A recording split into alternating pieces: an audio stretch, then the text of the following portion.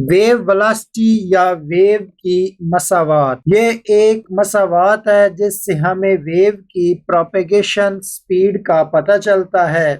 जैसे ये एक छोटा सा तालाब है, अगर इसके एक सिरे पर कागज से बनी कश्ती रख दें और दूसरे सिरे पर पेंसिल से पानी के अंदर बार बार डिप करें, तो इस तरह पेंसिल से एक खलाल आगे बढ़ता हुआ कश्ती की तरफ जाएगा, जिससे कश्ती हिलना शुरू हो जाएगी। ये खलाल जिस स्पीड के साथ कश्ती की तरफ बढ़ता है, इस वेलोसिटी को वेव वेलोसिटी कहते हैं, जिसे एक मसावात के जरिए मालूम किया जाता है। वेलोसिटी का फार्मूला है, वेलोसिटी बराबर है तय करदा डिस्प्लेसमेंट बटा टाइम। सिंबल की फॉर्म में इसे हम इस तरह लिखेंगे, v is equal to D over T.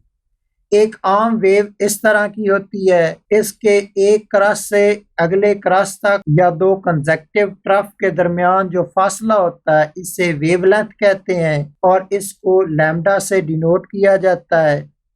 कोई भी वेव जो वेलोसिटी v के साथ आगे जा रही है, उसे इस फासले को तय करने के लिए कुछ टाइम t लगता है। वेव की टर्म्स में इस टाइम को हम टाइम पीरियड कहेंगे।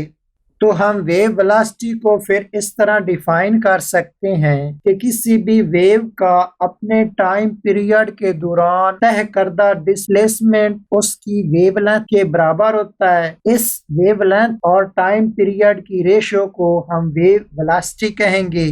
तो फिर वेलोसिटी के फार्मूले में हम ये तब्दीलियां कर सकते हैं। डिस्प्लेसमेंट की जगह वेवलेंथ लिखेंगे और टाइम की जगह वेव का टाइम पीरियड लिखेंगे। तो वेलोसिटी का फार्मूला हमने ये बना लिया है कि v is equal to lambda over T.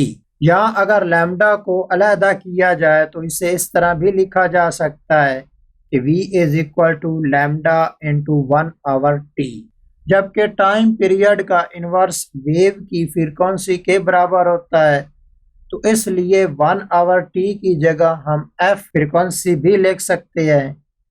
तो इस तरह अब इक्वेशन होगी v is equal to lambda into F, जिसे हम इस तरह पढ़ेंगे, v is equal to F lambda. यही वेव इक्वेशन है या वेव की मसावात है।